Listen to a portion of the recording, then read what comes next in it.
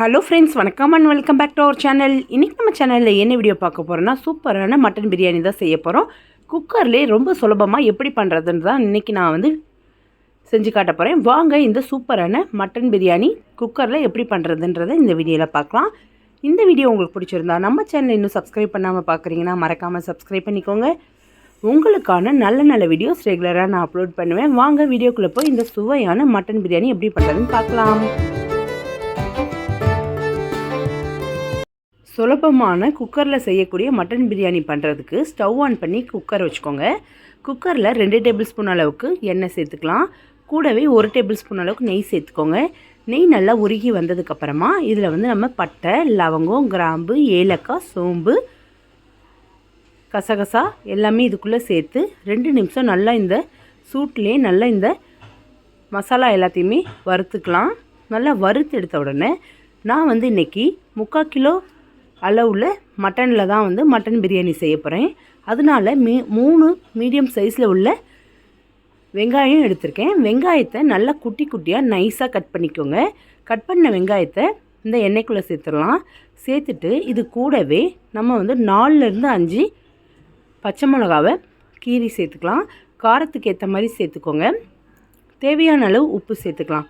சேர்த்து நல்லா இந்த வெங்காயத்தை எண்ணெயோடு சேர்த்து நல்லா வதக்கிக்கோங்க. நல்லா இந்த வெங்காயம் லைட்டாக கோல்டன் ப்ரௌனாக மாறுற வரைக்கும் நல்லா வதங்கி வரணும்.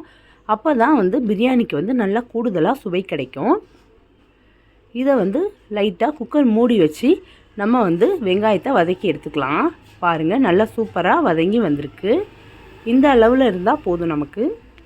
இதில் ஒரு பெரிய டேபிள் ஸ்பூனில் இஞ்சி பூண்டு பேஸ்ட் சேர்த்துக்கலாம். சின்னதில் சேர்க்காதீங்க, அதிகமாக சேர்க்கணும். ஏன்னா நம்ம 3/4 கிலோ அளவுக்குள்ளே மட்டன் எடுக்கிறோம். அதனால் அதுக்கேற்ற மாதிரி சேர்த்துக்கிட்டு நல்லா இதை வதக்கிக்கோங்க. இந்த இஞ்சி பூண்டை நான் தண்ணி சேர்த்து அரைக்கலை, அப்படியே நச்சு எடுத்துகிட்டு வந்துட்டேன். இந்த மாதிரி நம்ம ஒரே ஒரு வாட்டி 2 முறை சுற்றி எடுத்துகிட்டு வந்துட்டோன்னா சரியான வாசனை கிடைக்கும். நல்லா இந்த இஞ்சி பூண்டு பேஸ்ட் பச்சை வாசனை போனதுக்கப்புறமா சின்ன தக்காளியாக 2 தக்காளி எடுத்துக்கோங்க. நம்ம 3 மீடியம் சைஸ் வெங்காயம் எடுத்ததுனால அதை விட குறைவாக தான் தக்காளி எடுக்கணும். தக்காளி இதுக்குள்ளே சேர்த்துட்டு நல்லா வதக்கிக்கலாம். தக்காளி நல்லா வதங்கி வர்றதுக்கு லைட்டாக மூடி போடுங்க. இந்த தக்காளி நல்லா பழமாக இருக்கிறதுனால சீக்கிரமாக வதங்கி வந்துடும். மசாலா ஒன்று ரெடி பண்ணிக்கலாம். ஒரு தட்டில் 1/2 ஸ்பூன் அளவுக்கு மிளகு, சீரகம், 1/4 டேபிள் ஸ்பூன் அளவுக்கு சோம்பு, 1/2 டேபிள் ஸ்பூன் அளவுக்கு மல்லி, 4 வரமிளகா, 1/2 டேபிள் ஸ்பூன் அளவுக்கு கரம் மசாலா, 1/2 டேபிள் ஸ்பூன் அளவுக்கு தனி மிளகாத்தூள், 1 சிட்டிகை மஞ்சள்தூள், கொஞ்சமாக பிரியாணி மசாலா, கொஞ்சமாக காஷ்மீரி சில்லி பவுடர், இது எல்லாத்தையும் சேர்த்து இந்த மசாலா எல்லாத்தையுமே அரைச்சிட்டு வந்த மசாலா, நம்ம ஃப்ரெஷ்ஷாக இப்போ அரைச்சது தூளாக சேர்த்தது எல்லாத்தையுமே இதுக்குள்ளே சேர்த்து நல்லா மிக்ஸ் பண்ணிக்கோங்க. அடி பிடிக்காமல் நல்லா மிக்ஸ் பண்ணிக்கலாம். நல்லா இது எல்லாம் ஒன்று போல் வந்ததுக்கப்புறமா 3/4 கிலோ அளவு உள்ள மட்டனை இதுக்குள்ளே சேர்த்துக்கோங்க. சேர்த்துட்டு மட்டனுக்கு எந்த அளவுக்கு உப்பு தேவையோ அந்த அளவுக்கு உப்பு சேர்த்துக்கலாம். சேர்த்து நல்லா வதக்கி விடுங்க.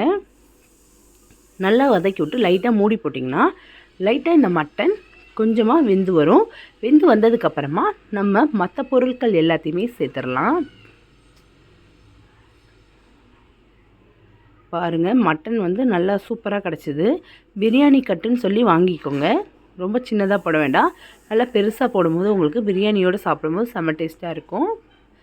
நல்லா இந்த மட்டன் வதங்கி வந்ததுக்கப்புறமா 1/2 கைப்பிடி அளவுக்கு புதினா மல்லி சேர்த்துக்கிறேன்.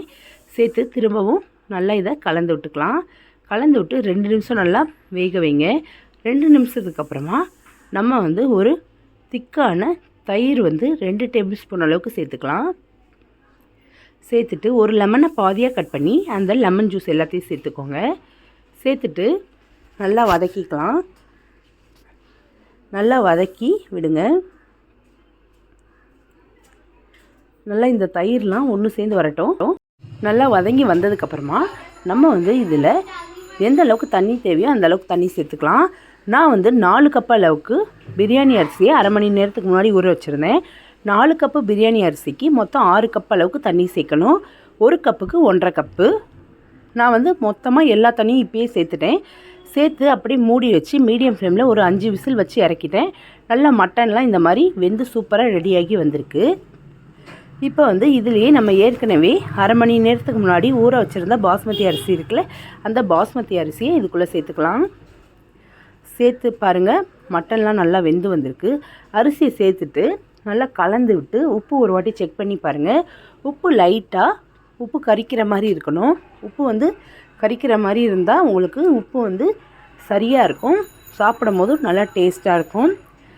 நல்லா இதை கலந்து விட்டு மூடி வச்சு மீடியம் ஃப்ளேமில் ஒரு 2 விசில் வச்சிங்கன்னா சூப்பரான mutton biryani தயாராகிடும்.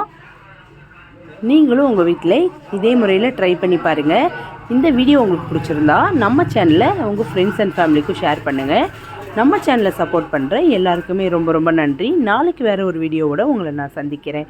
Take care friends.